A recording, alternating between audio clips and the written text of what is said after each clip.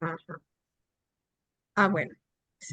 La semana pasada, hicimos una pequeña introducción de lo que era el contexto del posexilio y que gracias a ese contexto, vemos que se enriquece la producción bíblica con una serie de textos que tienen un énfasis en la sabiduría, pero sobre todo no vista como la sabiduría del que sabe mucho, sino de tratar de vivir y estar en la cotidianidad de la asistencia, tratando de mirar o hacer las cosas según la misma visión de Dios.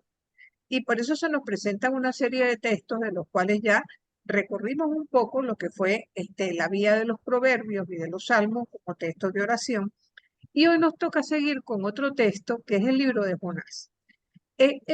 Jonás es considerado profeta, pero yo lo he puesto como parte de la literatura sapiencial, porque tiene más de literatura sapiencial que de profetismo, porque en cuanto a ello tendríamos que decir que más bien estamos hablando del antiprofeta.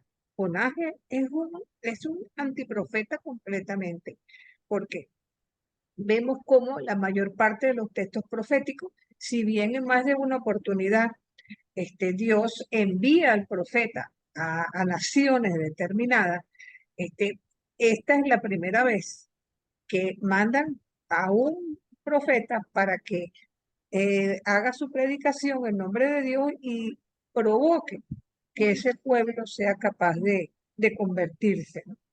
Yo creo que en la clave de la elección de ese pueblo está la clave de toda esta situación. ¿Por qué digo yo esto? Porque fíjense que era Nínive, la capital del imperio asirio, a partir de Sennacherib, y había quedado como en la mente del pueblo judío, como símbolo del imperialismo, como de un pueblo que fue capaz de la agresión más cruel contra el pueblo de Dios. Y podríamos decir que para ellos vienen a representar los opresores de todos los tiempos, ¿no? Y ahí tiene que dirigirse Jonás para buscar o solicitar, ¿verdad? Que se conviertan para que Dios los perdone. Por eso este mensaje es fuerte, ¿no? Para el Nuevo Testamento no es novedoso. Ya nosotros vemos en Mateo 4:45, cuando se nos dice el evangelista, que el sol sale para todos, para buenos y malos. Y entonces, en esta perspectiva, se comprende, ¿verdad?, la reacción de los ninivitas al mensaje de Jonás. Ahora, el texto en ningún momento dice que ellos se conviertan al Dios verdadero ni a la religión de Israel, sino que cambian su mal comportamiento, ¿verdad? Entonces, en este libro hay como dos aspectos que debemos considerar. Por una parte, están los opresores. ¿Qué deben hacer ellos? Convertirse. Pero por el otro lado, tenemos a Israel, aceptar que Dios es capaz de perdonar incluso a gente que les ha hecho daño. Eso para ellos es inaudito. Entonces podemos entender, por ende, la reacción de Jonás como parte de ese pueblo. ¿Verdad? Realmente, no se trata, no solamente se trata de aceptar el perdón. Este, Jonás no lo puede soportar. Él prefiere morirse, pues, que aceptar semejante cosa. Entonces, ¿qué podemos nosotros decir en cuanto a este personaje? Si alguno de ustedes tiene la Biblia en la mano, me gustaría que buscaran Segunda de Reyes 14:25.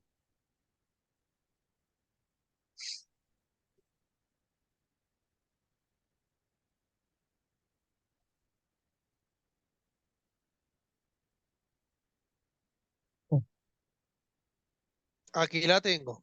Adelante.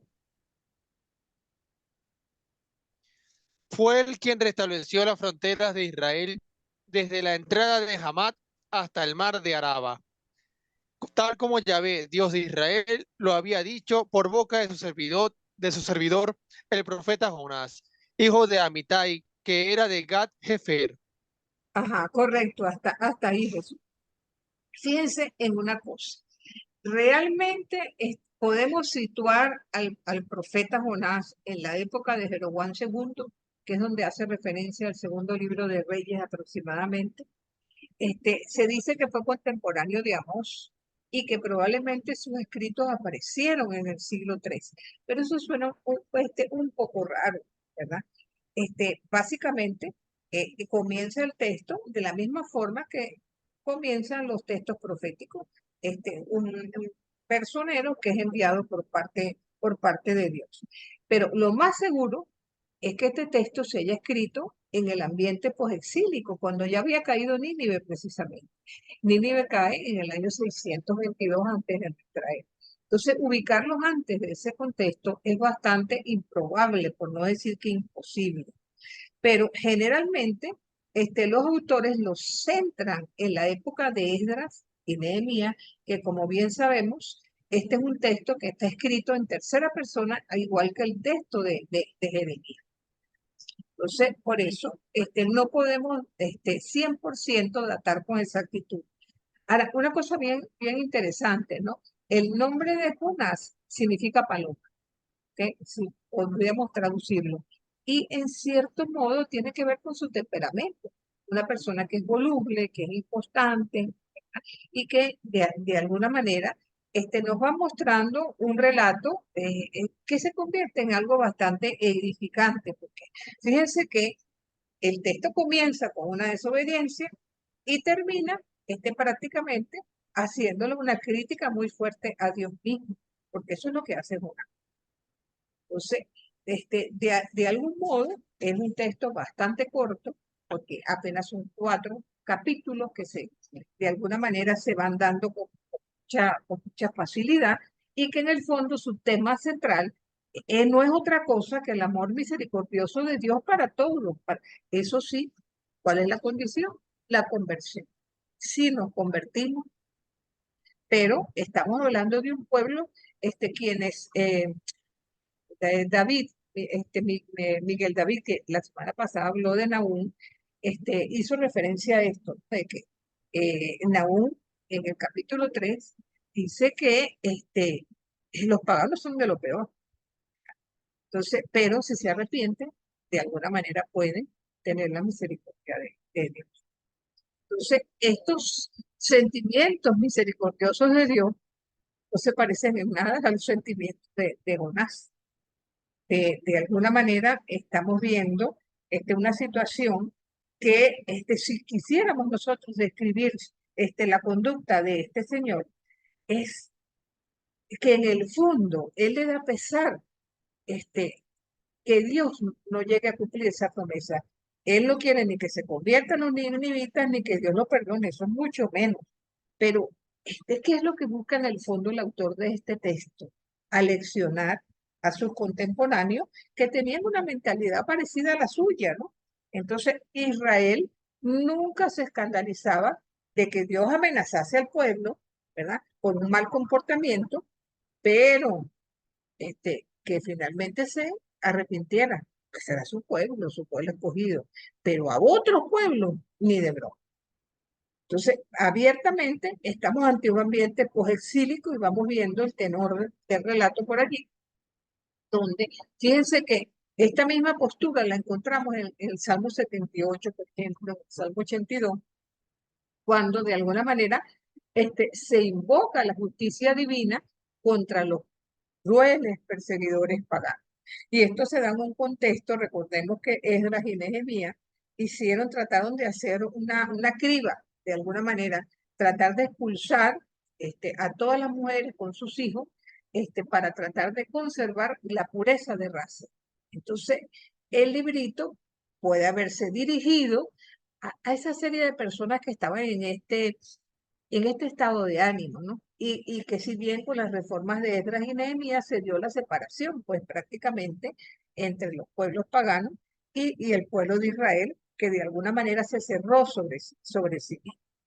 Entonces, lo más interesante de este texto es tratar de colegir de que el éxito de la misión no depende del mensajero, sino de la palabra de Dios que es proferida. Entonces, tampoco podemos decir de que se trate de un suceso histórico. Ya lo de la ballena se presta para considerar que es imposible que una persona pueda estar 3 días en el vientre de un animal porque los ácidos gástricos de alguna manera que lo diga Laurita que es médico, si pudiera conservarse de alguna manera sin que sea corrosivo para cualquier persona que en esa condición. Ahora, hay como ciertas cosas que podemos destacar de aquí, ¿no? Primero, la conducta singular del protagonista. Cuando una persona dice, desea la muerte a sí misma, pero así en un tono de malcriadez, de tosudez, ¿verdad? Como es el caso concreto. Recordemos que Elías también en Primera de Reyes hace lo propio. Prefiere morirse, capaz porque estaba en una situación extrema, estaba siendo perseguido a muerte, y todo eso, ¿verdad? Se viene abajo porque los planes de Dios son completamente diferentes. Segundo, ningún profeta, excepto de Jonás, fue enviado a tratar de predicar en una ciudad y hacerle un llamado a la conversión, porque podríamos decir que eso prácticamente no estaba en los planes de lo que era el sentir de la literatura profética y cómo era concebida de tal forma por el pueblo. Otra cosa es la singularísima conversión de Nínive, tal como la nos muestra el relato, porque se dice que era una ciudad tan grande que se necesitaban hasta 3 días para recorrerla, ¿no? Y hay un autor que dice que los muros, las excavaciones arqueológicas han demostrado que la muralla externa de la ciudad tenía un largo de 80 kilómetros. O sea que estamos hablando de una ciudad bastante grande. Otro de los detalles, que se escoja precisamente una ciudad que es conocida por todo como contexto de esta situación.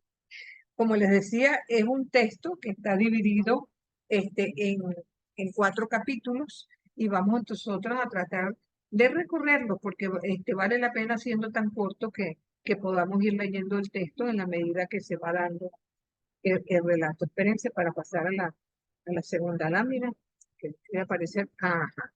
Una característica de este texto es que aparecen 7 nombres, ¿verdad? Dios, que es mencionado de 2 formas. Yahvé por un lado, Elohim por el otro. En cuanto a las personas, se mencionan tanto a Jonás como a su padre, Amitai. Y las ciudades, son 3 ciudades las mencionadas. Nínive, evidentemente, Jope, que vamos a encontrarla también esa ciudad en el capítulo 9 de los Hechos de los Apóstoles, y Tarsis. Entonces, ¿quién se ofrece para leer el primer capítulo? Vamos a ir dándole de a poco, pues. Yo lo tengo a la mano, profesora. Yo lo tengo a la mano, si desea. Adelante, adelante, adelante. Jonás huye de Jehová. Vino palabra de Jehová a Jonás, hijo de Amitai, diciendo: Levántate y ve a Nínive, aquella gran ciudad, y pregona contra ella, porque ha subido su maldad delante de mí.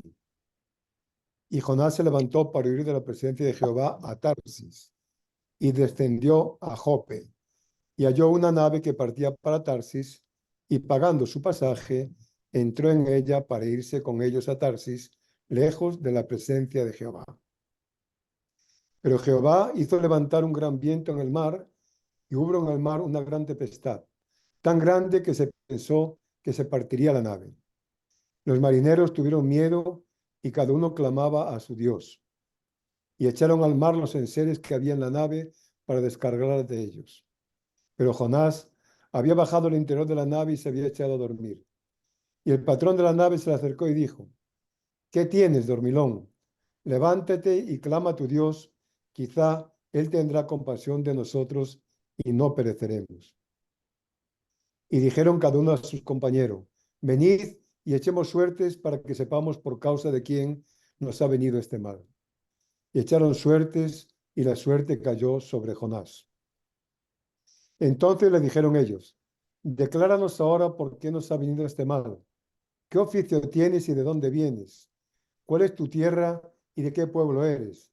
Y él le respondió: Soy hebreo y temo a Jehová, Dios de los cielos, que hizo el mar y la tierra. Y aquellos hombres temieron sobremanera y le dijeron: ¿por qué has hecho esto?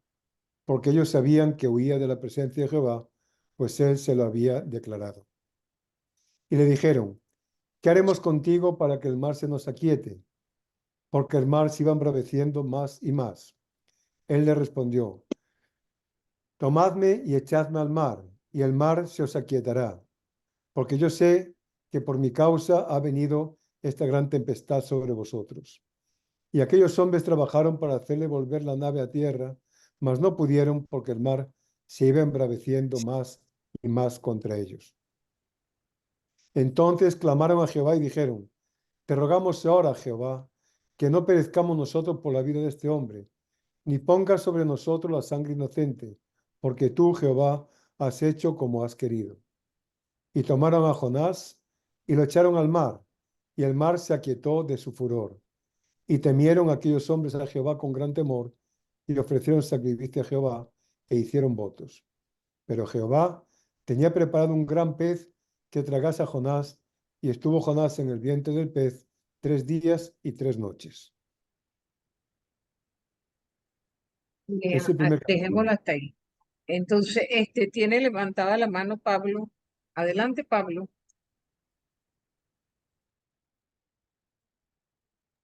Sí, profe, si quiere continúo con el 2. Ah, ok, no, pero vamos a conversar un Ah, ok, poquito. perfecto. Continúas con el 2, pero vamos a conversar un poquito del Ok, primero. perfecto, Fíjense, para ayudar. Ok, este es un poco, vamos a decir que la introducción o el preámbulo, ¿verdad? Al texto, ¿verdad? ¿Qué es lo que pasa? Él recibe de parte de Dios, como cualquier otro profeta, una orden.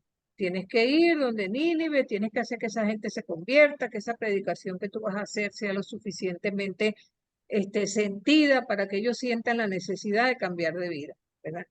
¿Y qué dice Jonás? No voy, no quiero ir porque yo no estoy de acuerdo en que esa gente se convierta. Yo no quiero que se conviertan, yo quiero que Dios las destruya, pues esa gente ha sido muy mala con nosotros. ¿Y qué es lo que hace él? Ah, Dios lo manda para Nínive, él se va a Tarsis. Y como la única manera de huir es irse en un barco, eso es lo que hacen en Jope, ve el primer barco que va a zarpar y él se va en ese barco.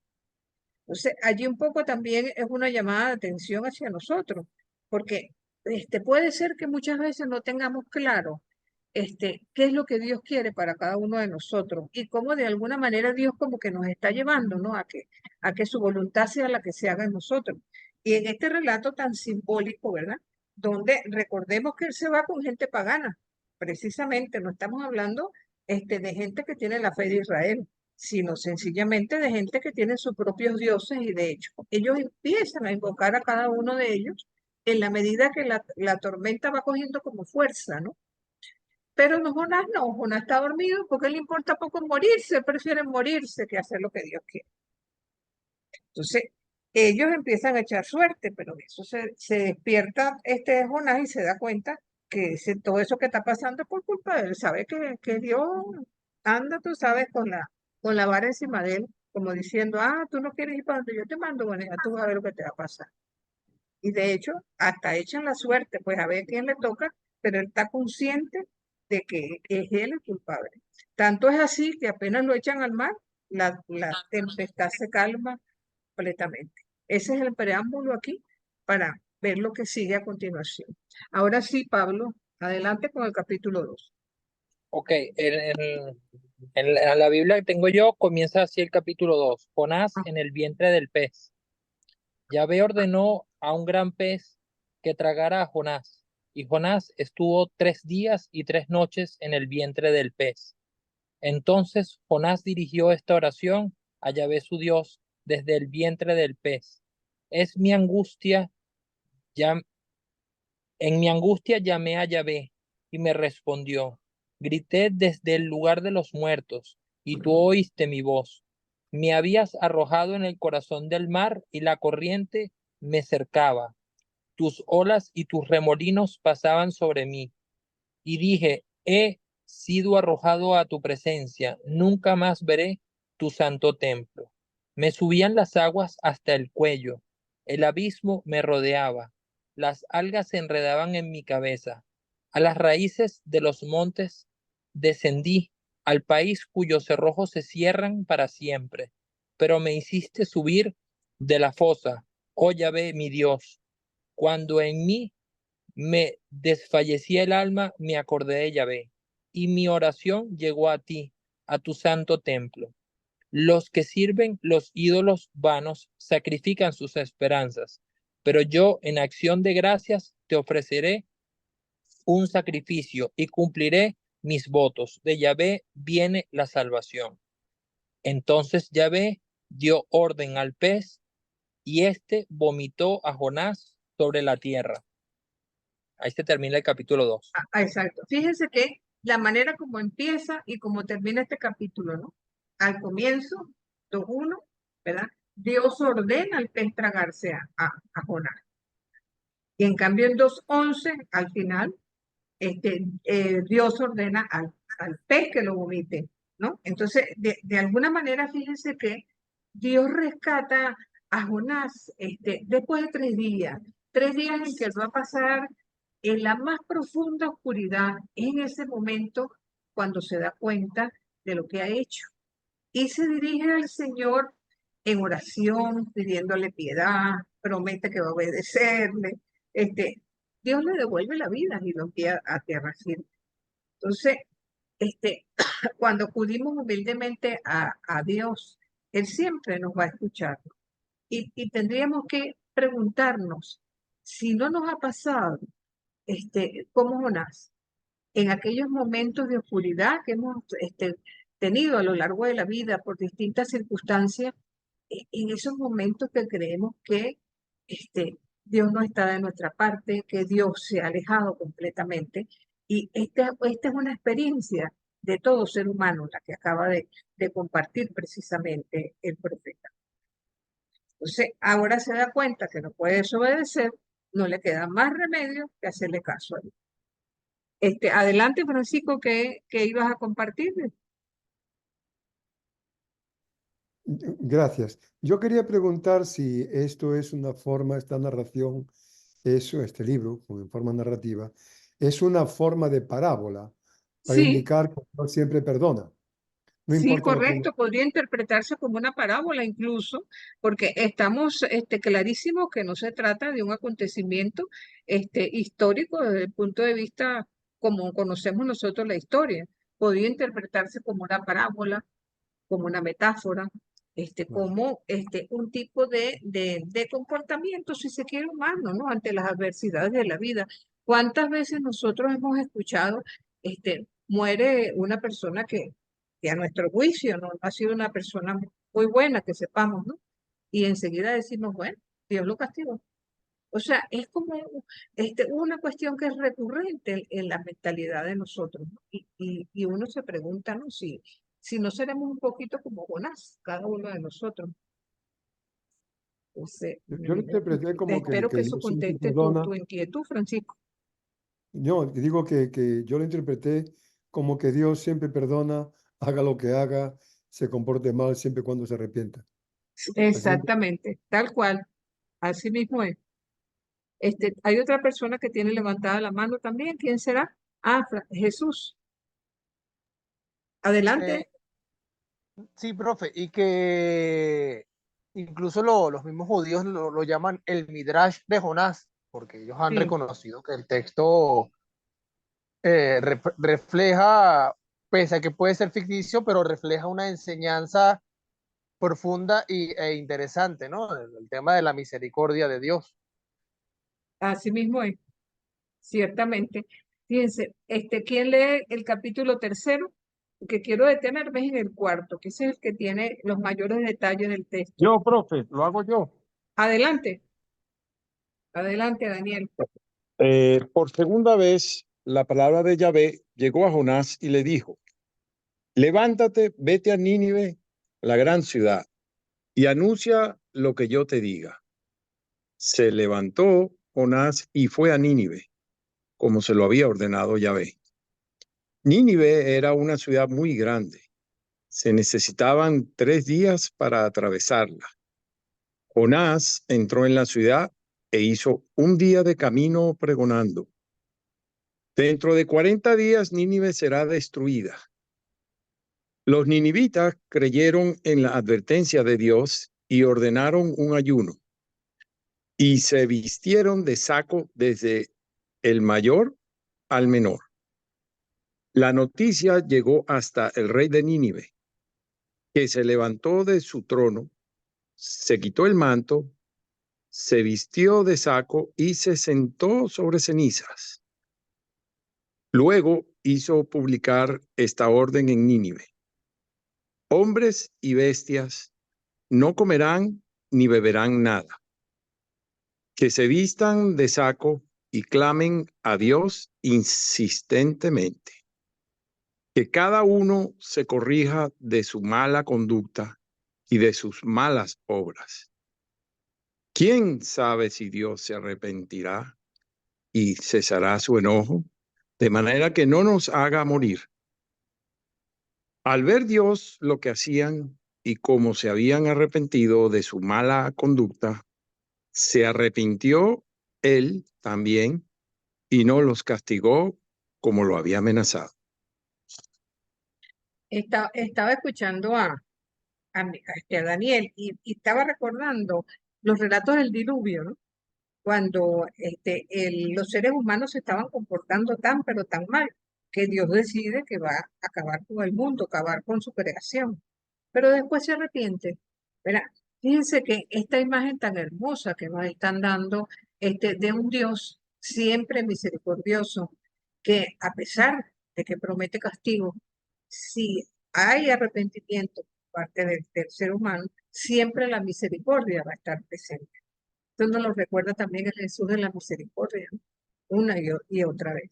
Fíjense que Dios llama por segunda vez a Jonás, ¿verdad? Y esta vez él obedece inmediatamente. De hecho, la palabra de Jonás parece que ablanda el corazón de los asirios, ¿no? Y se convierte. Y ante eso, Dios no cumple su amenaza.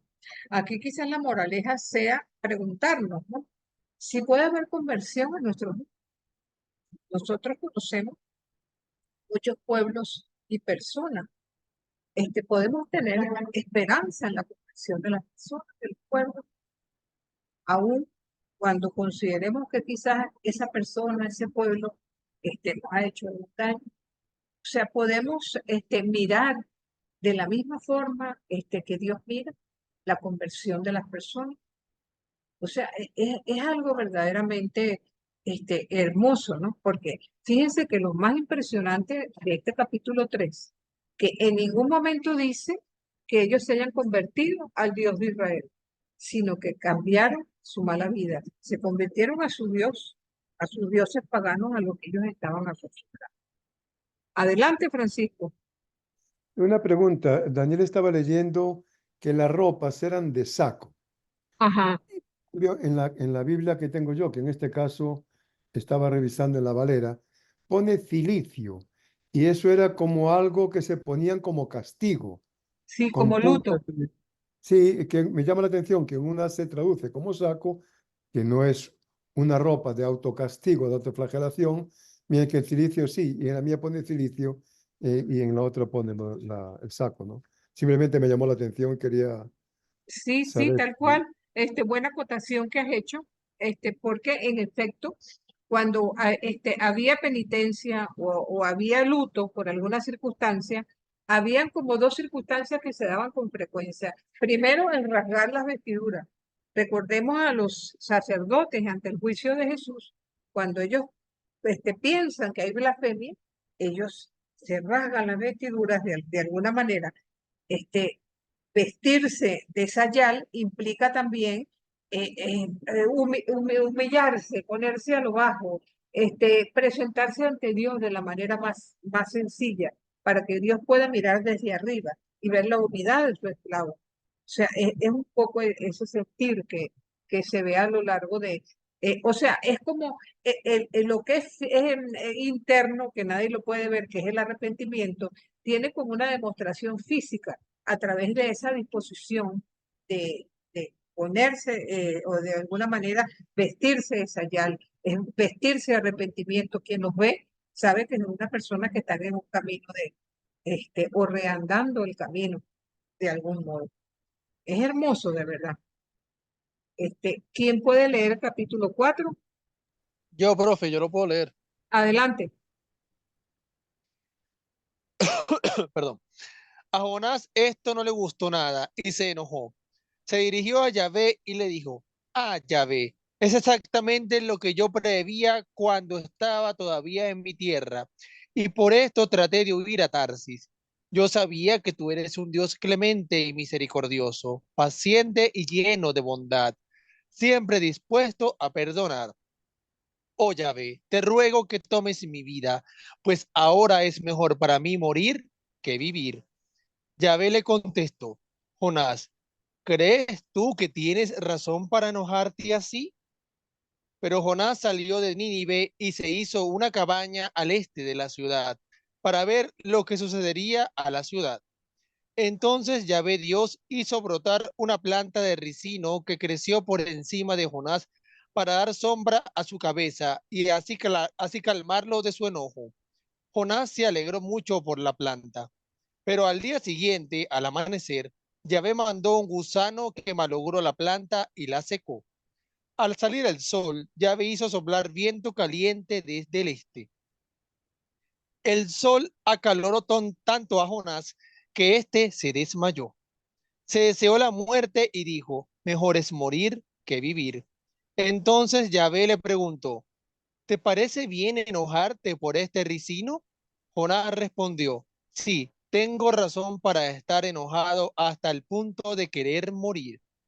Yahvé le replicó, te afliges por un ricino que no te ha costado trabajo alguno y que no has hecho crecer, que en una noche ha nacido y en una noche ha muerto. ¿Cómo pues yo no voy a tener lástima de Nínive, la gran ciudad, donde hay más de 120,000 personas que no saben distinguir el bien y el mal y gran cantidad de animales? Ajá. Fíjense qué impresionante este capítulo final, ¿no? Este, se convierte en Nínive. Evidentemente, Jonás hace caso a lo que Dios le manda, pero él está ligando que el pueblo no se convierta, por una parte. Y por la otra, él se va medio disgustado y se pone a lo alto en el oriente para mirar desde allí la destrucción de la ciudad, porque en el fondo él tiene pensado de que Dios tiene que destruir la ciudad porque sí.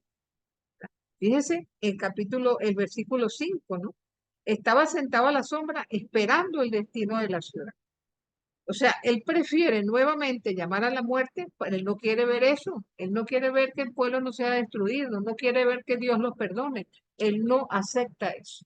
Pero aquí también se va dando una lección que es bien interesante. Fíjense que hay dos animales en este texto. Primero, el pez que se traga a Jonás y la alusión al gusano.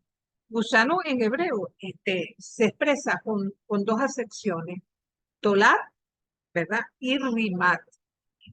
Pero ¿qué es el gusano? Recordemos que el gusano es símbolo de la vida que renace de la podredumbre y de la muerte. La observación, el desarrollo de las larvas, ¿verdad? En los procesos ulcerosos y también los parásitos intestinales contribuyó a la creencia de la gente de que había afinidad entre el ser humano y el gusano. Y estamos claros que previa a la disolución y descomposición de una persona al morir, los gusanos presentes están presentes allí, ¿no? Entonces, de hecho, el ave fénix, ¿ah? Que se quema y renace de nuevo, es una figura mítica que cada 5 años, 500 años, perdón, renace una y otra vez. Entonces, de alguna manera, este mito del ave fénix habla de nacimiento, muerte y resurrección, y de alguna manera se enlaza con la muerte, nacimiento, muerte y resurrección de nuestro ser. El gusano nos recuerda unas palabras del libro de Job en 17:14 y se las leo. Le dije a lo podrido, tú eres mi padre. Le dije a las larvas, son mi madre y mis hermanas. De alguna manera son como el índice de caducidad de nuestro cuerpo que se presenta, por supuesto, ante la descomposición. Entonces, pero también el gusano es interpretado como el mayor justiciero. Recuerden que la conciencia a veces también se le menciona como el gusanito de la conciencia, el gusano que nunca muere, el remordimiento justiciero. Entonces, eso así es interpretado en Isaías 66:24. Entonces, siempre, de alguna manera, cuando se toma la temática del gusano, va a ser siempre símbolo de la transición, ¿verdad? De la tierra a la luz, de la muerte a la vida, cosa que vamos a ver precisamente con nuestros hijos. Entonces, sin negar la importancia, por supuesto, ese es el tema de este libro, de la misericordia y el perdón en la teología bíblica, nos preguntamos por qué huyó Jonás de su vocación original, que lo consideró como profeta. O sea, él está luchando por la justicia, contra la clemencia de Dios. Esa es la razón por la que él quiere morirse. ¿Será que ese fue también el mal de Israel? ¿Verdad? La terquedad de quedar mal ante la humildad de Nínive, que fue capaz de convertirse. No se sabe. Pero lo que sí sabemos, y este capítulo 4 lo muestra, que la cólera de Jonás es tan grande que no quiere ser cómplice de Dios. Él no quiere ver eso. Entonces, se nos presenta como un personaje que solamente reacciona cuando las cosas se ponen mal para él, ¿verdad? En el vientre del pez reacciona. Ahora, ante la conversión de los ninivitas y el perdón de Dios, también reacciona. Entonces, ¿qué es lo que quería él? La destrucción de Nínive, evidentemente, le hace caso a Dios porque no le queda más remedio, pero él no está de acuerdo con Dios. Por eso, las palabras ¿cómo se llama? Como se irrita ante Dios precisamente por eso, ¿no? Entonces, lo bueno siempre va a venir de Dios y es don de Dios. Y eso no depende de la libre disposición que tengamos nosotros los seres humanos. Fíjense qué hace Jonás mientras espera que por supuesto que destruyan a Nínive. Se construye una choza, quiere estar allí Clemente de brazos cruzados probablemente, viendo cómo Nínive es destruida, ¿no? Y entonces, ¿será posible que él haya olvidado la liberación milagrosa de Egipto, precisamente, de sus enemigos por el brazo poderoso de Dios? Ahora, la liberación estaba bien para ellos, ¿verdad? Los hebreos, pero para paganos no. O sea, tal vez Jonás, en ese momento, su única preocupación era su comodidad personal y no notó la ironía de todo esto, porque en el fondo él está buscando sentirse cómodo mientras espera. Recordemos que la mención de la cabaña hace alusión a la fiesta de Sukkot, la fiesta de las cabañas. Entonces, ¿qué esperaba Jonás? Que la ciudad se destruya. Esto habla mucho de su carácter. Fíjense que allí menciona 4 veces, y Dios preparó, y Dios preparó, y Dios preparó. Dios no ha abandonado a Jonás, porque de hecho hasta le busca una plantica para que no le dé sol, para que no se achicharre, no vaya a coger más sol de lo debido, ¿verdad? Y tiene una experiencia de gratuidad. ¡Ay, qué fresco se siente aquí! Con el ricino echándome aire, qué sabroso, ¿verdad? Entonces, muchas veces hacemos así cuando queremos librarnos un poco de las preocupaciones. Entonces, el ricino de alguna manera viene a representar la naturaleza que se manifiesta. Y sobre todo, podría ser también este crecimiento espiritual. Dios prepara la planta, luego hace, fíjense que a todo lo largo del texto vemos como Dios envía al pez que se lo trague, Dios envía al pez para que lo suelte, Dios envía al gusano para que se coma la planta, ¿verdad?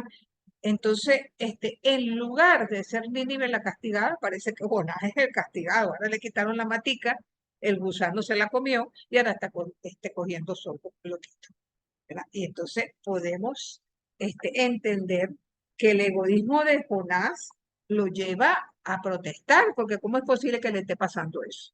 Otra vez se quiere morir, otra vez. Tal vez no se lo pide directamente a Dios, porque sabe que podría pasar lo del pez nuevamente, pero Fíjense que, en cierto modo, son las últimas palabras de Jonás en la narración. Jonás no tiene la última palabra. La última palabra la tiene Dios. Cuando le pregunta, pero es que tú crees que es justo disgustarte. Ah, tú hiciste la mata de ricino. Tú fuiste el que la pusiste ahí. Entonces, si algo que tú no has creado, ¿verdad? ¿Por qué te vas a disgustar cuando se desaparece? ¿Pero en qué cabeza cabe? Entonces, Jonás no termina de dilucidar entre el contraste que se da entre una ciudad entera y una planta, ¿verdad? Y está enojado, ¿verdad? Porque Dios no destruyó la ciudad. Ah, pero sí se enoja porque Dios destruyó su planta, por el amor de Dios. Entonces, si Jonás tiene piedad de la planta, que no tenía sino un solo día de vida, ¿por qué no puede tener Dios piedad con un pueblo de 120.000 habitantes? O sea, de alguna manera, este cuarto capítulo tiene que ver un poco con la paciencia de Dios, cómo Dios a veces espera nuestra conversión y nosotros nos damos el lujo de tomarnos el tiempo también, ¿no? De tomarnos nuestro tiempo para hacer las cosas. Entonces, desde esta perspectiva que estamos, Jonás definitivamente es un ridículo, porque así suena. Él no tiene ninguna autoridad sobre la planta, sin embargo se cree con derecho a protestar sobre lo mismo. Entonces, podemos imaginarnos, ¿verdad?, que el contexto teológico de este texto tiene que ver con que Dios es misericordioso y sobre todo que no hace excepciones. Para Dios, todos los seres humanos son iguales. Tendríamos que preguntarnos qué tan diferente es Jonás del resto de la humanidad. ¿Cuántas veces damos por sentado los dones de Dios, ¿verdad?, que nos muestra su gracia y su misericordia en forma permanente, y nos acostumbramos tanto a ella que de repente no valoramos precisamente. Pero no podemos hablar de Jonás sin mencionar que también en el Nuevo Testamento hay una alusión al libro de Jonás por parte de nuestro Señor Jesucristo, ¿verdad? Hay por lo menos 3 textos que hablan de la señal de Jonás. Fíjense que podríamos, si quiere, compararlo con la actitud de Jesús hacia Zaqueo, que lo vemos en Lucas 19, para tratar de entender a Jonás. El relato de Lucas nos habla de un acercamiento voluntario, reticente, de Jesús a un explotador, porque ¿qué era lo que era Zaqueo? Un publicano de publicanos, un explotador. Y sin embargo, se refleja hacia él el mismo deseo divino de conversión por parte de Zaqueo. Y es la mejor comparación que podemos nosotros hacer con ese texto. Podemos leer Mateo 16:1. Se los leo para que lo tengo aquí enfrente. Se acercan algunos escribas y fariseos, quieren una señal capaz de garantizarle el carácter divino de su misión y justificar su título mesiánico. Entonces Jesús dice: una generación malvada y adúltera demanda señal, pero no le será dada ninguna señal, sino la señal del profeta Jonás. Porque así como Jonás estuvo 3 días y 3 noches en el vientre del gran pez, así estará el Hijo del Hombre en el corazón de la tierra 3 días y 3 noches. Los hombres de Nínive se levantarán en el juicio contra esta generación y la condenarán, porque ellos se arrepintieron ante la proclamación de Jonás. Y aquí hay uno que es mayor que Jonás. Eso lo encontramos en Mateo 12, versículos del 39 al 41. La mayor parte de los exégetas creen que estas son palabras auténticas de Jesús, y hizo un paralelo entre la docilidad de los habitantes de Nínive, que no eran judíos, ante el pueblo judío, que firme ante sus convicciones, no reconocen a Jesús de ninguna manera. Entonces, la señal de Jonás, en cierto modo, sigue siendo misteriosa, ¿verdad? Vemos cómo también se menciona, en cierto modo, no solamente la señal de Jonás, sino el barco de Jonás. Debemos recordar aquel texto que en 3 ocasiones en los evangelios se nos dice que precedido a seguir a Jesús, se nos da, por ejemplo, en el capítulo 5 del Evangelio de Marcos, la curación del endemoniado de Gerasa, y allí revela Jesús lo más profundo de lo que viene a ser entre nosotros, liberar del mal. Y seguidamente se va con sus discípulos a la barca, ¿verdad? Y se da una gran tempestad. Al igual que en el caso de Jonás, que dormía, en este caso también Jesús duerme hasta el punto, ¿verdad?, de que los discípulos creen que se van a hundir. Despiertan a Jesús y le dicen, bueno, pero ¿qué les pasa? Ustedes no están conmigo. ¿Por qué van a ponerse con eso? Si tenemos conciencia de que Dios está con nosotros, nuestro barco jamás va a zozobrar, porque Jesús está allí. Entonces, Jonás duerme en las bodegas. En el vientre del pez continúa ese batido si se quiere, ¿verdad? De allí sale como quien sale del foso para nuevamente renacer. Lo mismo pasa con Jesús. Entonces, esta imagen se convirtió para la primera comunidad cristiana, en cierto modo, en símbolo de la resurrección. El libro de Jonás adquiere todo su sentido si tomamos en cuenta que no se trata de un personaje de carne y hueso, sino representante de un grupo. El análisis del libro lo confirma, pues. Nínive, ¿verdad?, y los marineros simbolizan el mundo pagano. Tarsis es la ciudad de la palabra de Dios. El pez es un medio de locomoción. Entonces, ¿qué es lo que está en el fondo condenando el libro de Jonás? El falso nacionalismo, el creernos mejores y superiores que los otros. Y fíjense qué curioso. Son paradigmáticas las palabras de Jesús en la cruz. Si ustedes toman el texto del Salmo 22:7, si alguno lo quiere tomar, por favor, para leerlo, tomando en cuenta que este texto fue escrito 10 siglos antes del drama del Calvario, ¿verdad? Y Jesús no solamente pronuncia las palabras de aquellos, Padre, Padre, ¿por qué me has abandonado? El Salmo 22, en el versículo 7, nuevamente toca relación con el libro de Jonás. ¿Alguien lo tiene, por favor? Yo lo tengo. Todos los que me ven me escarnecen, hacen muecas con los labios, menean la cabeza diciendo, se encomienda a Jehová que él lo rescate, sálvele, puesto que en él se complacía. El Salmo 22:7, 22:7, así me pone aquí. ¿sí? Ah, ok, bueno, en la traducción que yo tengo aquí, dice, Ahí me sale Yo tengo distinto. otra, yo tengo Ahí me otra. ajá, sale, ¿qué ahí me dice? sale distinto. Ajá, ¿qué cosa, Jesús? No, que me sale diferente, sí. El versículo me sale distinto. Ajá, ¿qué 22:7. traducciones tienen ustedes los que la están leyendo? Yo tengo aquí la latinoamericana. Ajá, Mas yo soy un gusano y ya no un hombre. Los hombres de mí tienen vergüenza y el pueblo me desprecia. exacto, algo así. Soy gusano y no hombre, oprobio de los hombres y despreciado por el pueblo. Con alguna que otra palabra diferente, eso es lo que quiere.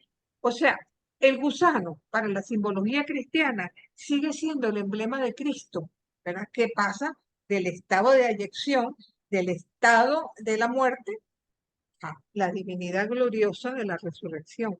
Entonces, imagínense que este texto, aparentemente tan pequeño, apenas 4 capítulos, tiene tanto que decir acerca del Nuevo Testamento y de la experiencia del nacimiento, muerte y resurrección. Entonces, es algo para mí sencillamente extraordinario lo que podemos nosotros ver a través de este texto, ¿no? Por eso que el texto de Jonás nos indica o nos invita una profunda rectificación, a dejarnos atrapar por esa misericordia de Yahvé Elohim. Reflexionar sobre la actitud de Jonás frente a Dios y el deseo de condicionar el perdón de Dios a la medida. O sea, nosotros es como cuando somos blandos para ver los errores nuestros, pero somos duros para jugar los errores de los demás.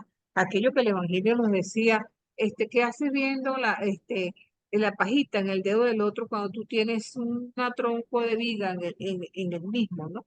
Entonces, aceptar los acontecimientos que Dios pone en nuestra vida es hablarnos al corazón, no ponernos a los proyectos de Dios en nuestra vida, sino sencillamente dejarnos llevar por esa mano providente de Dios, creador y Señor del cosmos, como de alguna manera nos trata de expresar este texto. Con estas palabras, podemos concluir este pequeño texto maravilloso que a mí me encanta. Y como les decía, no era cuestión de considerarlo como literatura profética, por lo mismo de que no estamos hablando de un acontecimiento que tiene, podemos asumir bajo un contexto histórico. ¿Alguien tiene algún comentario de este texto antes de pasar al texto de Judith? ¿O alguna pregunta, cualquier cosa que quieran aclarar con respecto al mismo? Adelante.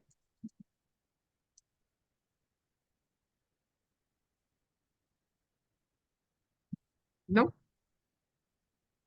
Bueno, entonces todo está claro con respecto a, a Jonás.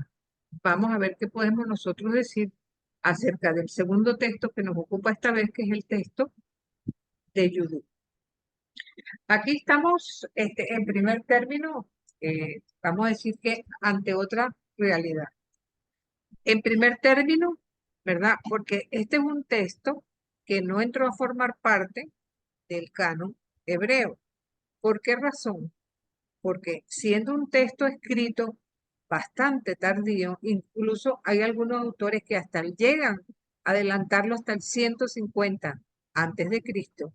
Y por supuesto se trata de un autor desconocido, probablemente un fariseo de la diáspora, es bastante probable que así haya sido, pero que fue escrito en griego. Y al ser escrito en griego, cuando el mundo hebreo, estamos hablando ya en el siglo I, ya con una comunidad cristiana naciente, determina el canon hebreo dejar de lado del Antiguo Testamento 7 textos que fueron escritos en el idioma griego. Ahora, esos textos no fueron escritos por cristianos, fueron escritos por judíos que vivían fuera de Israel, de Judea, y que evidentemente, ¿verdad?, tenían que escribir esos textos en el idioma que ellos, en el que nacieron, que era inmersos en el mundo griego, no quedaba de otra. Y por eso, en las Biblias protestantes, este es uno de los textos que no van a encontrar.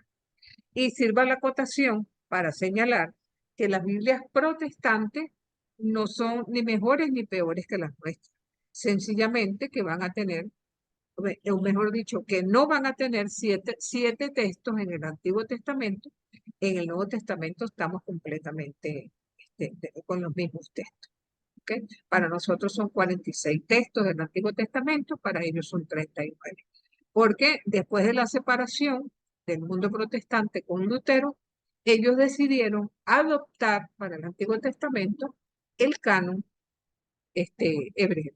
Hoy por hoy, muchas iglesias del mundo protestante han tratado de ir recuperando de a poco estos textos porque consideran que tienen una gran riqueza que sería bueno rescatar. Ahora, vamos a ver un poco la unidad del texto y sobre todo lo que tiene que ver con el género literario. Estamos ante un texto con las mismas características del libro de Jonás.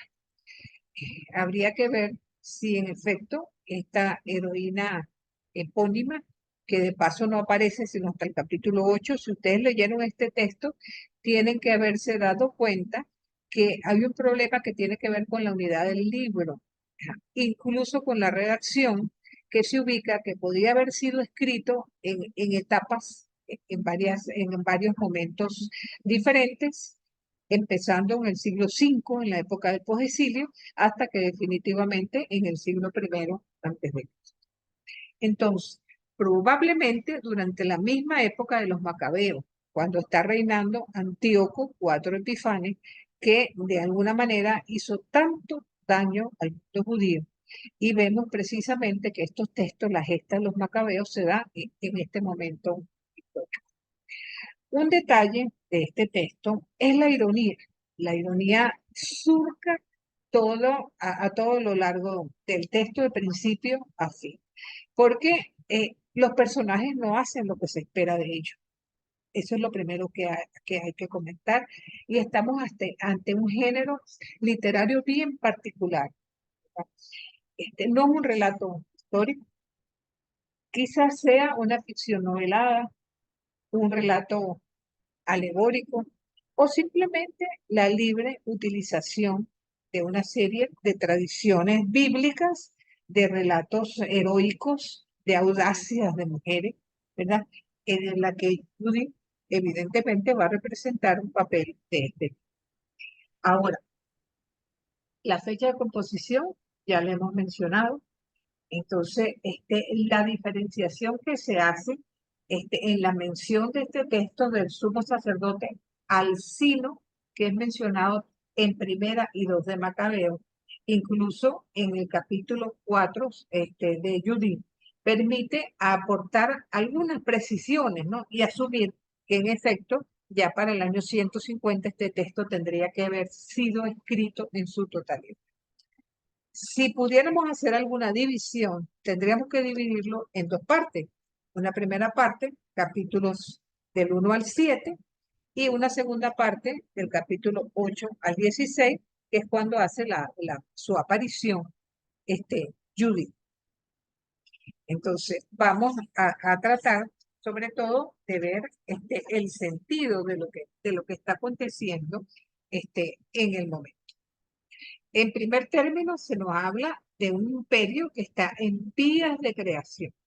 La conquista comienza, se da como una etapa de maduración y consolidación del poder en el núcleo que será Nínive. Fíjense, nuevamente vamos a mencionar a Nínive, donde se habla de los 12 primeros años del reinado y la movilización necesaria para alcanzar una serie de proyectos que tienen que ver con asumir todos los territorios vecinos. Entonces, se da la victoria del rey contra los medos, ¿verdad? Y es el punto de partida de una conquista general donde la mayor parte de los pueblos van sucumbiendo ante un enemigo que es mucho más peligroso y riesgo de morir tienen aquellos que de alguna manera se niegan a entregarse al invasor. Entonces, durante este periodo vamos a encontrar una serie de personajes. El primero de ellos es Nabucodonosor. Sabemos que Nabucodonosor fue rey de Babilonia, quien destruyó Jerusalén, estamos hablando del 587 a.C., y se nos menciona aquí como rey de los asirios. Entonces, aquí está la primera inexactitud histórica, porque Nabucodonosor fue rey babilónico y no rey asirio. Y lo fue, imagínense ustedes, 300 años antes a este acontecimiento. Ya esto nos da una pista, ¿no? Para entender de que no se trata de una historia, sino más bien de una novela. ¿Ya? Entonces, se nos menciona igualmente otro personaje, Holofernes, que es el general en jefe, podríamos decir que el ministro de la defensa de Nabucodonosor, que es quien lleva adelante los ejércitos para combatir precisamente a los enemigos. Entonces, si los asirios son los sirios, ¿verdad? Podríamos nosotros imaginarnos que se están refiriendo precisamente a Antíoco IV Epifanes, pero con el mote de Nabucodonosor, para pasar un poco desapercibida la novela, para que no se sienta el ataque directo. Es como que si nosotros, desde el punto de vista político, empezamos a hablar de personeros del gobierno por las páginas sociales y bueno, llega un momento que eso nos puede pasar factura. Entonces, ¿qué hacen? Se habla del personero, pero cambiándole de nombre. Y entonces puede pasar desapercibido, digamos, la acotación. También en este texto hay otro nombre, que es Arfaxas, ¿verdad? Entonces, es rey de los medos y es mencionado como tal en este texto. Y resulta más que enigmática, porque ese nombre lo vamos a encontrar en Génesis. Y es el hijo de Sem en la genealogía, un nombre que viene como que de Asur, del sur. Probablemente, como estamos hablando de puros nombres imaginados, pero haciendo referencia a un tercero, quizás sea la acotación, porque verdaderamente no se trata históricamente de que haya habido ningún rey de los medos, se menciona la ciudad de Nínive, qué raro, nuevamente, la gran ciudad de las y solamente allí es calificada de esa manera. Entonces, vamos a tener otros nombres más. Ecbatana y Betulia, ¿verdad? Entonces, la ciudad de Ecbatana, ¿verdad? No la vamos a encontrar aquí y en el libro de Tobit, que también es otra novelita que no entra en el canon hebreo y contemporánea de Judith, donde se hace mención del triunfo de Ciro sobre Babilonia.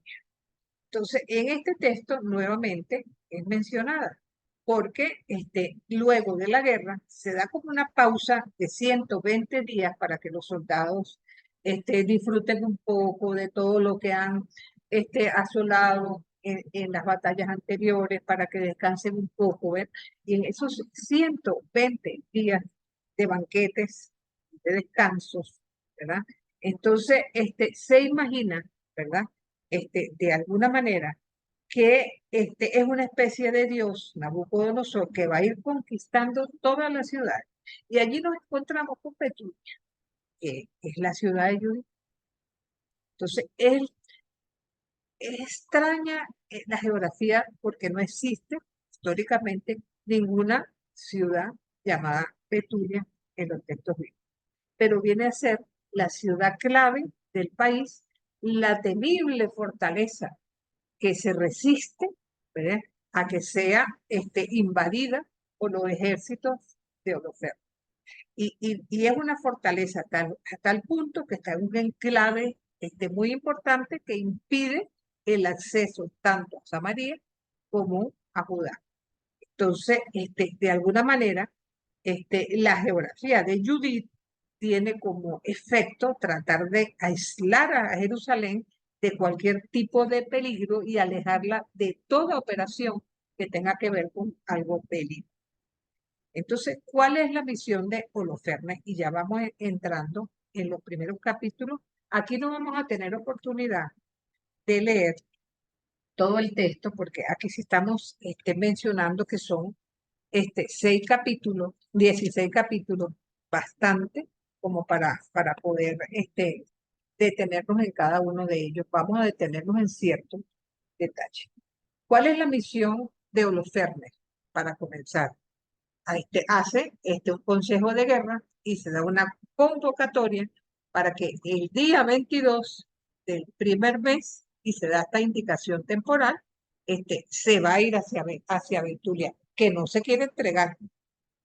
Entonces, esto va a coincidir, si echamos hacia atrás los 120 días de descanso, con el primer día de la fiesta de Hanukkah. La Hanukkah judía coincide con la Navidad nuestra, que es la fiesta de la dedicación y que tiene que ver con el triunfo de los macabeos, precisamente. Entonces, aquí tenemos, como quien dice, el marco de la historia. ¿Qué pasa con esta ciudad? Bueno, sencillamente no se quiere entregar. Sabemos que Holofernes ha ido de ciudad en ciudad, de pueblo en pueblo, conquistando de tal forma que prácticamente todo lo que es la región le pertenece. Entonces, digamos que la llanura de Damasco es la última etapa de la conquista, ¿verdad? Pero los habitantes se van entregando en la medida que ven el poderío de este señor. Pero le van con un chismo y le dicen, aquí están nuestras ciudades, nuestro pueblo va a ser esclavo tuyo, pero hay una ciudad que no se quiere entregar y es la ciudad de Betulia, una ciudad amurallada. Y entonces esta acogida que se le ha ido dando a Holofernes, les ha salido muy caro a los pueblos vencidos, porque se convierten en devastación, en saqueo, en aniquilación de los sagrados, los lugares de culto, en violación de las mujeres, en devastación física, religiosa y espiritual. Entonces, en este interín, ¿verdad? Vamos a encontrarnos que no saben qué hacer el pueblo. Están resistiendo, pero les hacen un cerco para que no pueda entrar agua y entonces quieren sitiar al pueblo para que a punta de hambre, entonces sencillamente ellos eh, sucumban, pues, vamos a decir así. Entonces, lo muestran a Holofernes como una persona bastante despiadada. Entonces, lleva destrucción y muerte y se ve que el pánico se apodera por donde este señor va a pasar. Entonces, vuelvo a decir que los judíos, los israelitas, se resisten a ello.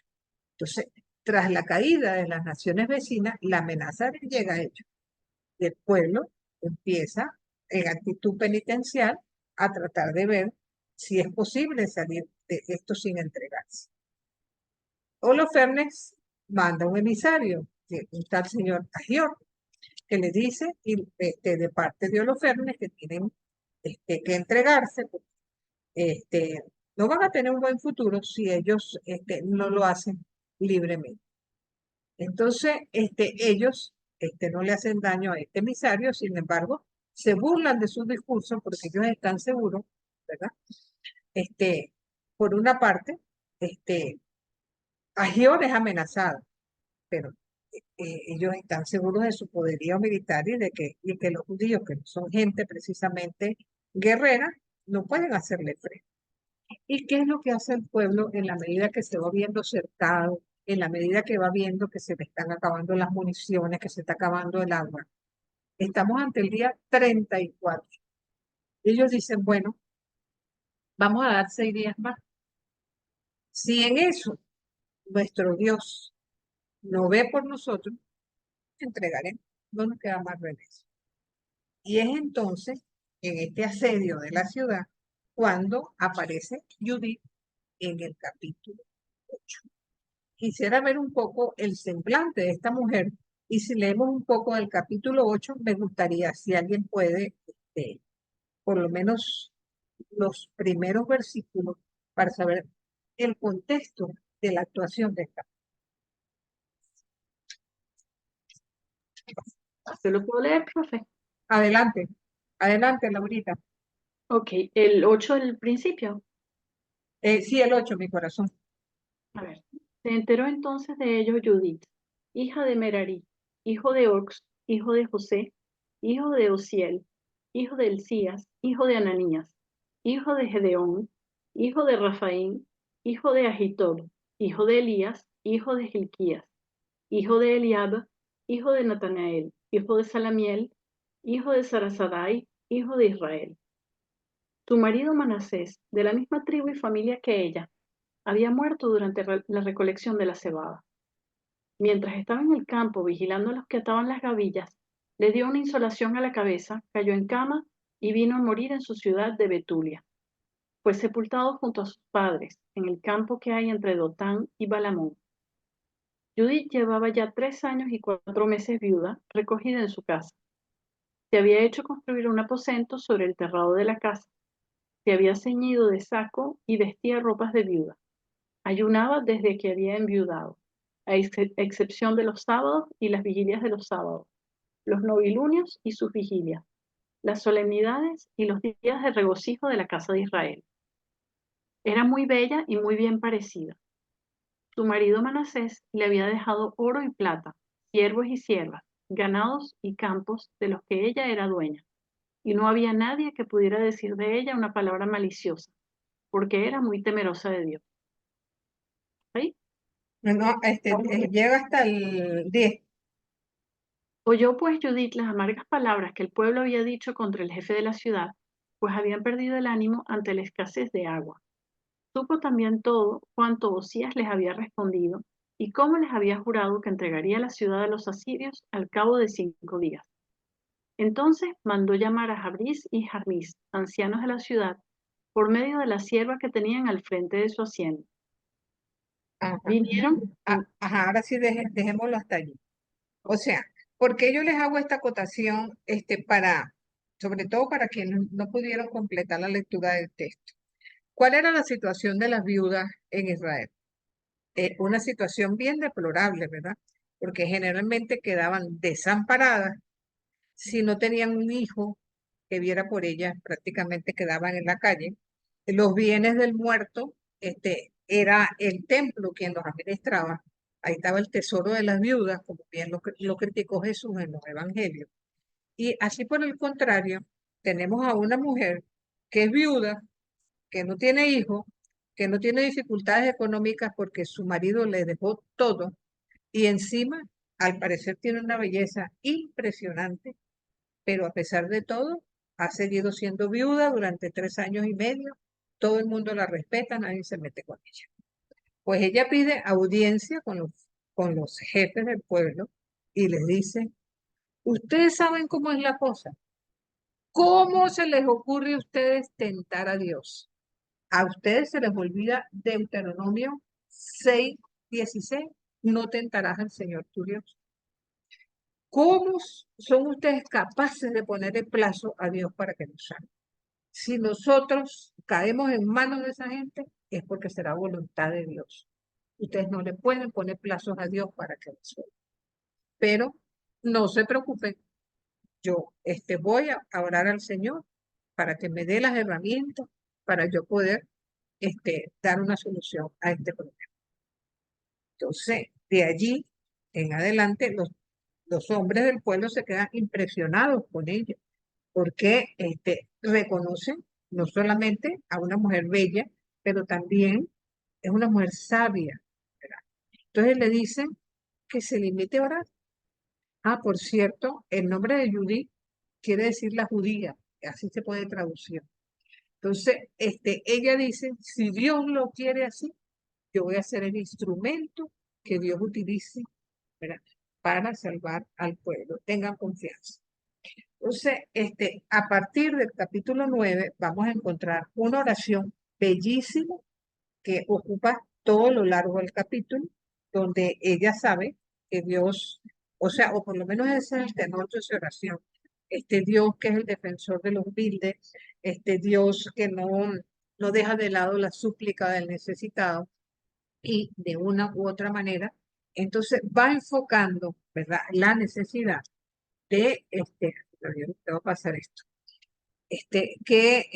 ¿cómo se llama? Ellos no le pueden poner definitivamente plazo a Dios. Y yo había puesto ahí el esquema, ¿verdad? Que del miedo pasan ellos a resistir, pero de la resistencia, ¿verdad?, pasan a la acusación por parte de esta mujer. Ella se enfrenta con los jefes de Betulia y finalmente la acción que ella va a tomar de ahí en adelante va a ser precisamente una acción de triunfo, por decirlo así. ¿Qué pasa entonces a partir del capítulo 10? Bueno, ella se quita su sayal, volvemos nuevamente con el sayal que se puso cuando estaba en oración, y siendo una viuda estimada, como lo era, le dice, bueno, ya yo sé lo que voy a hacer, ya yo recibí la inspiración de parte de Dios, le pide que le dé la capacidad para tratar de superar todo lo que tiene que afrontar, que le dé la fuerza para que precisamente eso se dé. Y entonces fíjense lo que hace esta mujer. Algo verdaderamente que para nosotros sería desusado, ¿no? Se van describiendo a partir del capítulo 10 todos los preparativos, cómo se engalana ella, cómo se viste, cómo reemplaza el saco por suntuosos vestidos donde se ve bellísima. Entonces íbamos viendo cómo ella se disfraza, vamos a decir así. Pero el texto o la importancia del texto, que es una mujer que toma la iniciativa de convertirse en modelo de fe y salvación para su pueblo. Entonces, ellos ignoran completamente qué es lo que va a hacer ella. ¿Y qué es lo que hace? Agarra a su criada, la acompaña bajo la mirada de todos los asediados y decide enfrentarse al campamento de los fernos. Entonces, cuando llega ahí, por supuesto, los soldados no lo dejan pasar. Les dicen, quiero ver con el general Holofernes, porque yo estoy huyendo de mi pueblo, porque ellos ahora como están cercados, ya no les importa comer la comida de los ídolos, ya no les importa alejarse de Dios, y yo no puedo hacer eso. Entonces, además, yo te voy a mostrar a ti el camino a través de la montaña para que tú puedas llegar al pueblo y puedas hacerte con la ciudad. Entonces, se va presentando como que si fuera una traidora a su pueblo. Pero, ¿qué es lo que les abre las puertas? La belleza. Recordemos que siempre han sido, digamos, las mujeres bonitas objeto de deseo por parte de los hombres. Y esto no es una excepción. Entonces, la mujer es tan bella que causa revuelo entre todos los soldados, ¿verdad? Y entonces ella se da una escena en todo este capítulo 10, ¿verdad? Y hasta el capítulo 12, donde ellos van conversando, ella les va exponiendo, y él la invita a participar en un banquete. Durante varios días, ella ha estado que sale del campamento para orar, vuelve a entrar en el campamento. Y bueno, los soldados se acostumbran a verla salir y entrar, saben que ella va a regresar, que ya prácticamente es parte de ellos. ¿Y qué es lo que hace? Bueno, va al banquete, aprovecha que el hombre estaba tomando vinito, que se rascó, que se emborrachó y se quedó dormido. ¿Y qué es lo que hizo esta mujer? Cogió una espada y le cortó la cabeza. Entonces sale, ¿verdad? Nuevamente con un paquete, que es la cabeza del Holofernes. Los soldados creen que ya nuevamente va a orar, pero ya no va a orar, si ya se va nuevamente para Betulia, y ellos en la mañana ponen en el muro de la ciudad la cabeza de Holofernes. En tiempos antiguos los místicos son una excepción, cuando la cabeza del contrario del jefe se ponía en lo alto. Entonces vamos a encontrarnos, ¿verdad? Con que todos los soldados se dispersan, que todo el mundo sale despavorido. Y entonces fue una manera de vencer a estos personajes. Prácticamente nosotros tendríamos que decir que se hace de manera congruente. La decapitación y el banquete lo vamos a encontrar a lo largo del capítulo 13. Y es el momento precisamente en que Judith, ¿verdad?, va a hacer todo esto. ¿Qué hace ella? Llega triunfalmente con su gente cuando todavía no ha llegado el alba, ¿verdad? Y entonces, ¿qué hacen? Aparte de suspender la cabeza de Holofernes en lo alto, toman cada uno del pueblo sus armas, salen de la ciudad, nombran a un jefe, ¿verdad? Los asirios van a despertar a Holofernes, se dan cuenta que está sin cabeza, ¿verdad? Y huyen. Y es entonces cuando el pueblo y todos los pueblos vecinos también toman la iniciativa de ir contra los soldados que han quedado como en desbandada, por decir así. Ella engaña a Holofernes, arriesga su vida y lo hace a partir de una belleza seductora que fue capaz de poner en jaque, digamos, al imperio más poderoso del mundo. Entonces, ella sencillamente ha tomado la iniciativa de unas acciones donde vamos a encontrar paradójicamente de ahí en adelante en los últimos 3 capítulos cómo la acción de ella va a ser reconocida de tal forma que hasta los sacerdotes van a venir desde Jerusalén para rendirle pleitesía. Entonces, nos hace de alguna manera reconocer, ¿verdad?, cómo hasta los ancianos de la ciudad y todo el mundo sale vamos a decir, enarbolarla por encima de todas las cosas, a decir que ella es una heroína, una verdadera salvadora del pueblo, porque si no hubiera sido por ella, entonces, con toda seguridad, hubieran muerto la mayoría de ellos. Entonces, y Judy, ¿verdad? Te digo, una mujer viuda, que según este texto es como el agente de liberación de un pueblo, una especie de guerra santa, ¿verdad? Entonces vamos a encontrar, ¿verdad?, que es agasajada, que es festejada, que pero también vamos a ver mucha crueldad en este texto al final, porque este mismo pueblo que estaba siendo perseguido hace lo mismo que querían hacer con ellos. Toman como botín todas las pertenencias de los otros, no les importa pasar por las armas a la mayoría de los que están abajo. Recordemos que muchas veces se nos presenta en el Antiguo Testamento a un Dios que está de parte de su pueblo.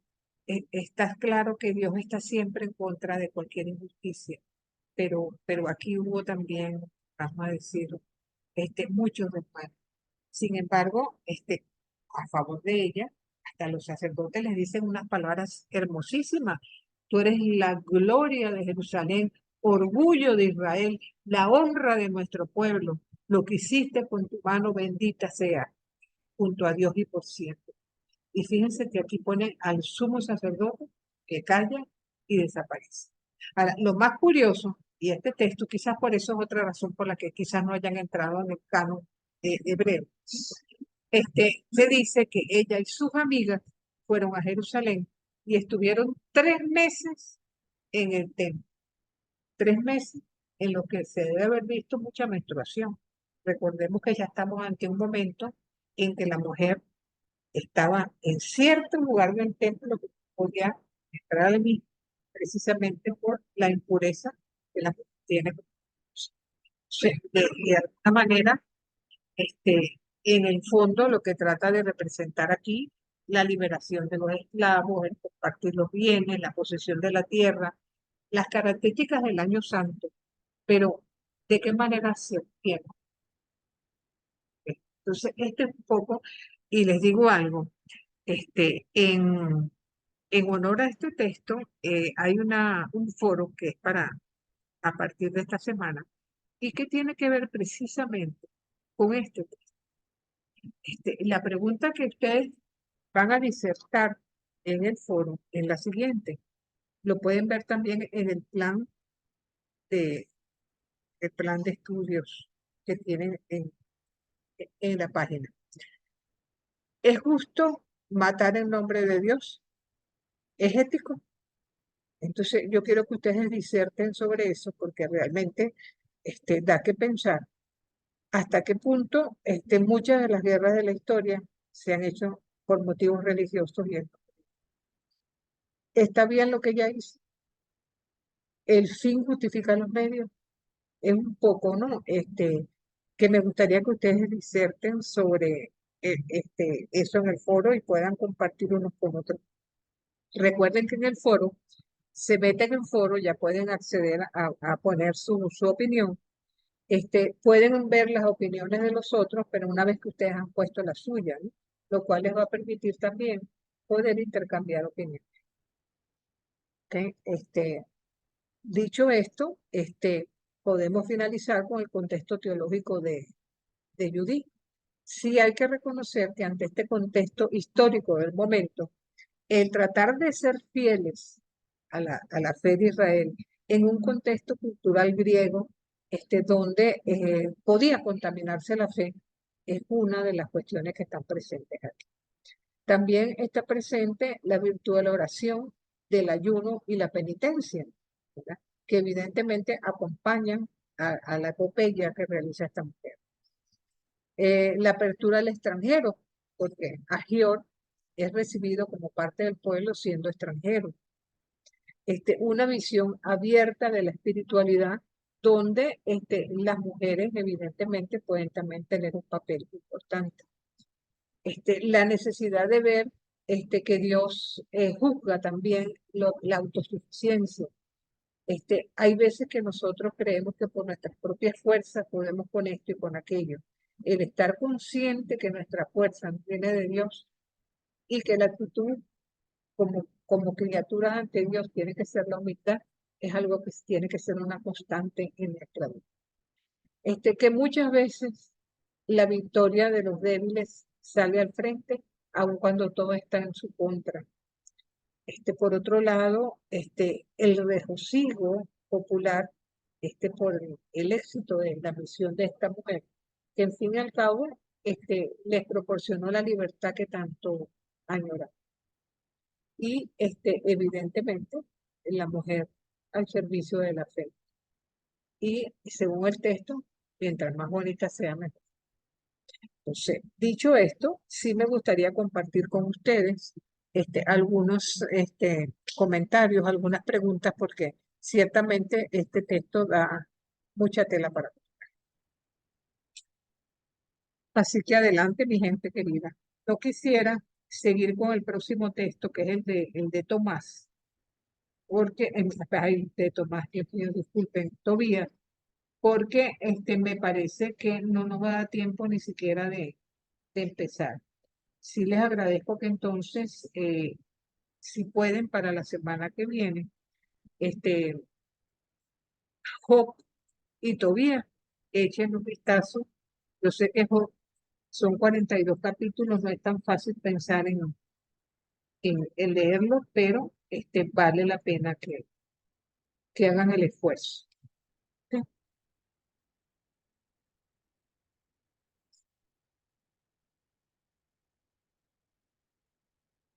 Adelante, Verónica. Yo tengo una pregunta para ver si Ajá. me queda claro que en Vetusta no hay comprobante histórico de que existió. No, Ok. esta es una novela y tú sabes que el novelista pone lo que de alguna manera le parece que puede. Ahora, recuerden que hay una ciudad también, Betel.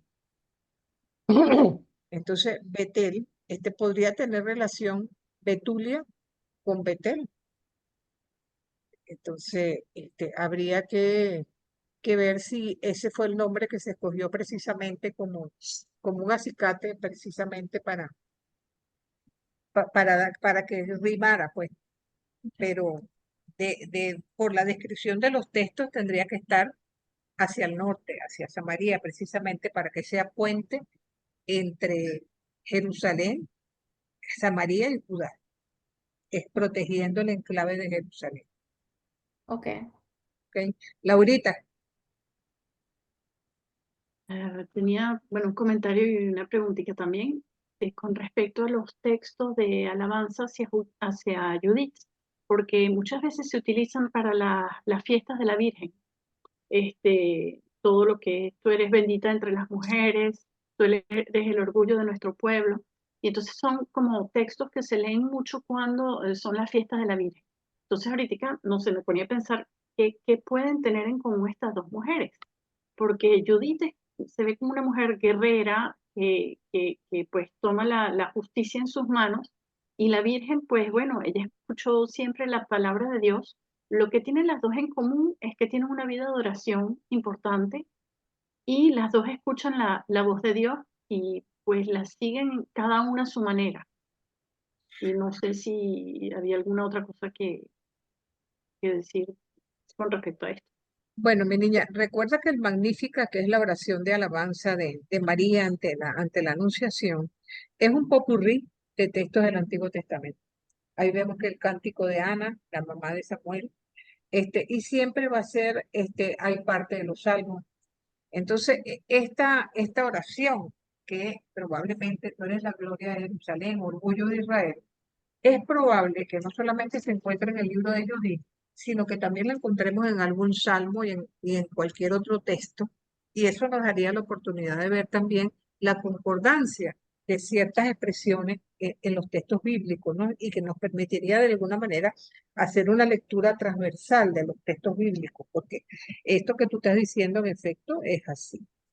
Y dejando aparte que este es un texto que no forma parte del canon hebreo, precisamente por estar escrito en griego, nos está mostrando también una tendencia que vamos viendo en la literatura sapiencial de esta época, en el sentido de que hay participación femenina. ¿Ok? Ahora, recordemos que muchas veces en los textos a las mujeres se nos muestra como factores de perdición para los hombres. Los profetas ponían mucho la comparación del adulterio femenino al hablar de la infidelidad con el pueblo de Israel. O sea, hay una serie de expresiones que de una y otra forma, estos textos, aunque sea, digamos, de una manera, vamos a decir, hasta trágica, porque hay un homicidio de por medio, ¿verdad? Muestran el valor de las mujeres en momentos difíciles del pueblo de Israel, donde evidentemente tocaba tomar decisiones bastante rudas. Y que pasa una cosa, muchas veces en los textos bíblicos vemos que depende del cristal con que tú mires las cosas, tú vas a juzgar una situación o la otra. Cuando nosotros tenemos la oportunidad de leer el libro de Jueces y nos encontramos con la figura de un personaje como Débora, ¿verdad? Sabemos que Débora fue profetisa, que fue una mujer que además de esto fue juez, ¿verdad?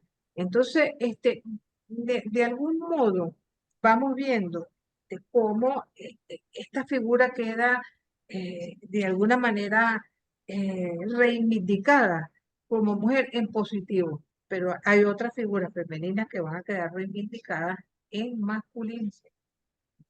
Entonces, y juntamente con Judith, hay una mujer, déjenme buscar precisamente el libro de Jueces, Jueces. Una mujer que se llama Yael, que en la época contra los madianitas, hubo un general, Císara, esto lo encuentran en el 5º capítulo del libro de Jueces. Agarró un martillo a un hombre que le dio hospedaje en su casa, que era el general que estaba huyendo de la batalla. Ella le hace creer que es bienvenido, y cuando el tipo se descuida, se queda dormido, le da un martillazo por la cabeza y lo mata.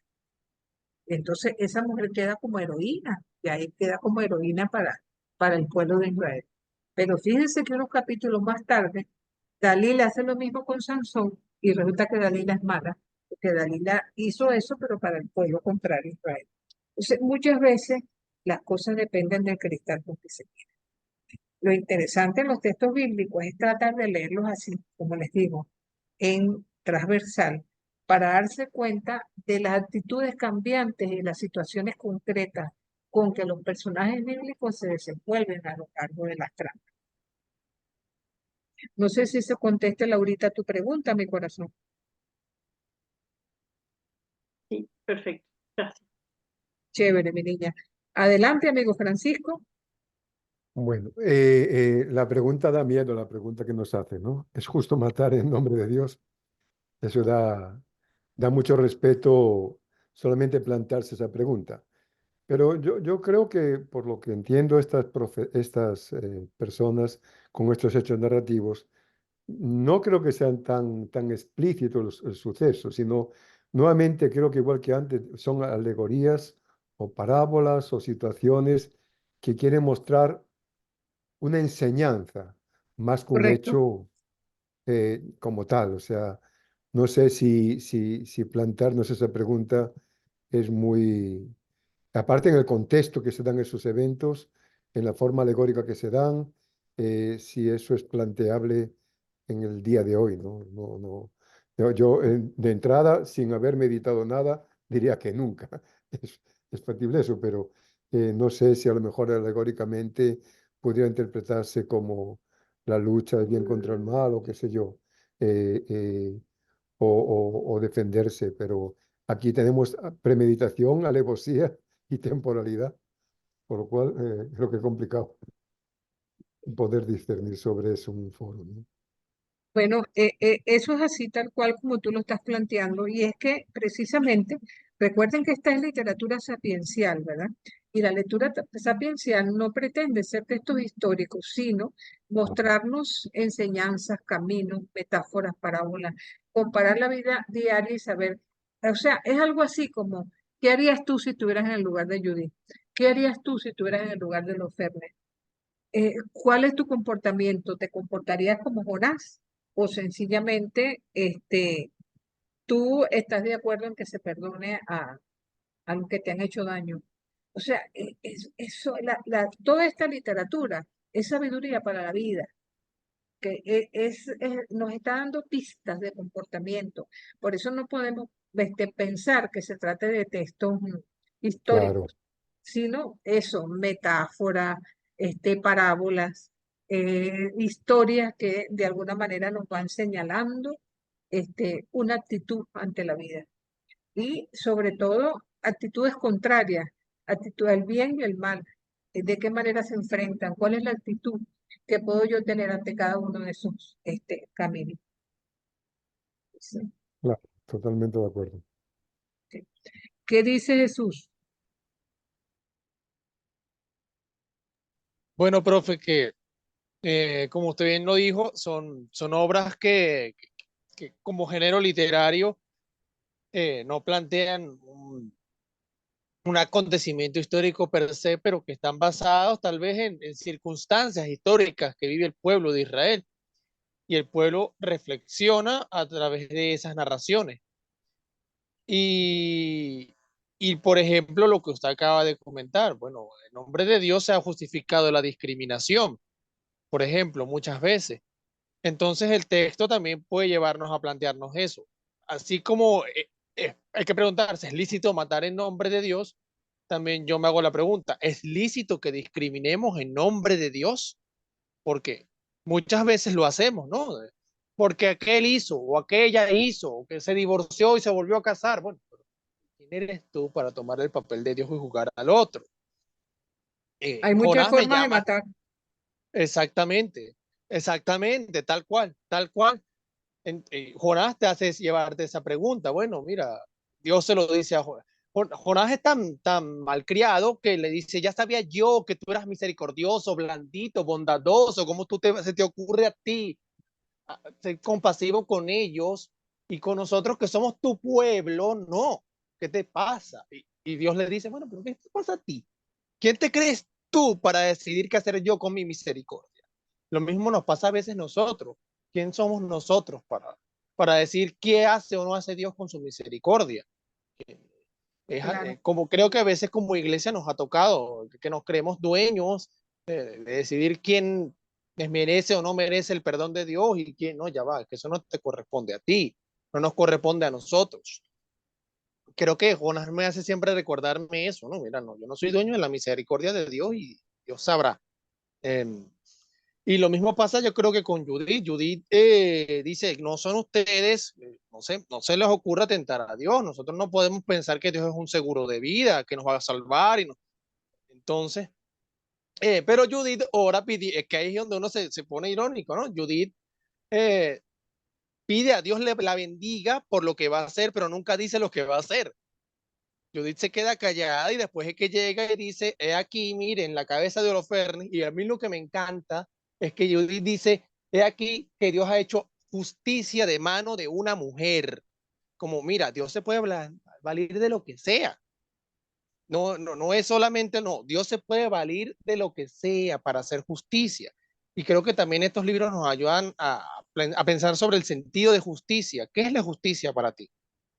Para Jonás, que haya esa reciprocidad. Si ellos son malos con nosotros que somos tu pueblo, tú tienes que ser malo con ellos.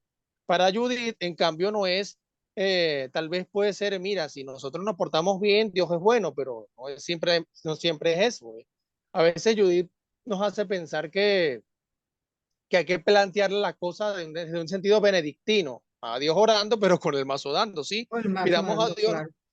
pidamos a Dios que nos escuche, pero nosotros tenemos que tomar también las riendas de nuestro destino como pueblo y echar para adelante y resolver, porque no podemos poner a Dios en el papel de que Él tiene que resolvernos todo. Sí, hay que orar Así a es, Dios que nos bendiga, pero nosotros tenemos que buscar una solución. así es, así Y la es. oración, por eso la oración de Judy fue, bendíceme para que yo haga, que yo pueda solucionar, pero no le pide a Dios que mate a los Fernes, simplemente bendíceme para que lo que me viene a la mente funcione. Así Hasta es, hijo, aquí. así es. Por eso es una enseñanza todo esto. Ya lo creo. Quisiera darle la palabra a Daniel también, Jesús. Me encanta la reflexión de Jesús, pero también me puedo poner yo a pensar y a decir que el Señor, que Dios también sabía exactamente lo que Judy iba a hacer. Y pienso que también lo saben todos nosotros. Cuando nosotros hacemos la oración y nos concentramos y hacemos nuestra oración, Él sabe profundamente el paso que va a hacer. Y puedo llegar a concluir de que si Él nos abre el camino a lo que estamos pensando y se facilitan las cosas es porque el Señor está diciéndonos que sí, sea lo que sea su el propósito. Así es, así es. Fíjense que yo pienso que lo más rico de este tipo de literatura que estamos incursionando es eso que nos pone a pensar, nos interpela. Como cristianos, es muy fácil vernos reflejados en todos esos personajes que de una u otra forma se van señalando, se van mostrando, y que uno, bueno, por eso se dice que la Biblia es un espejo. Adelante, Marisabel. Sí, hablando una vez con un sacerdote, a propósito de los grandes tiranos de la historia, conversábamos y él me decía que cuando un pueblo sufre y es oprimido por un tirano, liberar a ese pueblo de ese tirano de la forma que sea no es pecado. Ahí cabe entonces la interrogante, precisamente, si este caso pues es justificable o no. Correcto. Sí, por eso yo pienso que eso les puede traer como diálogo en grupo una reflexión interesante, ¿no?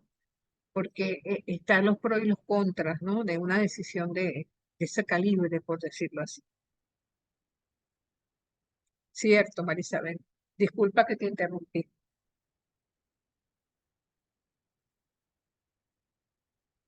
Era eso nada más, profe, era eso Ah, nada ok, más. ok.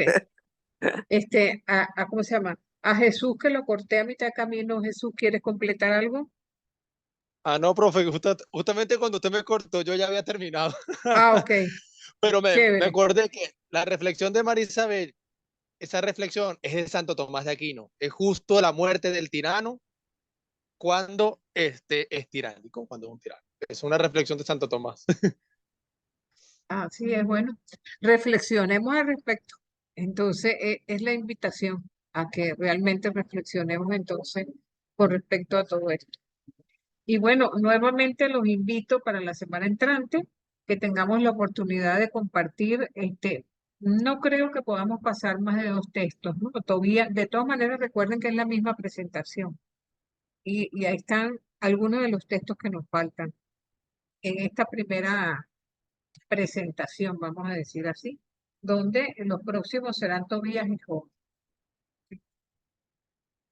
Entonces, de que tengan una feliz semana, Dios me los bendiga, espero Dios mediante que tengan oportunidad y tiempo para compartir y leer estos textos en verdad, porque creo que vale la pena, se aprovecha más si ya previamente los han leído. Seguro, profe.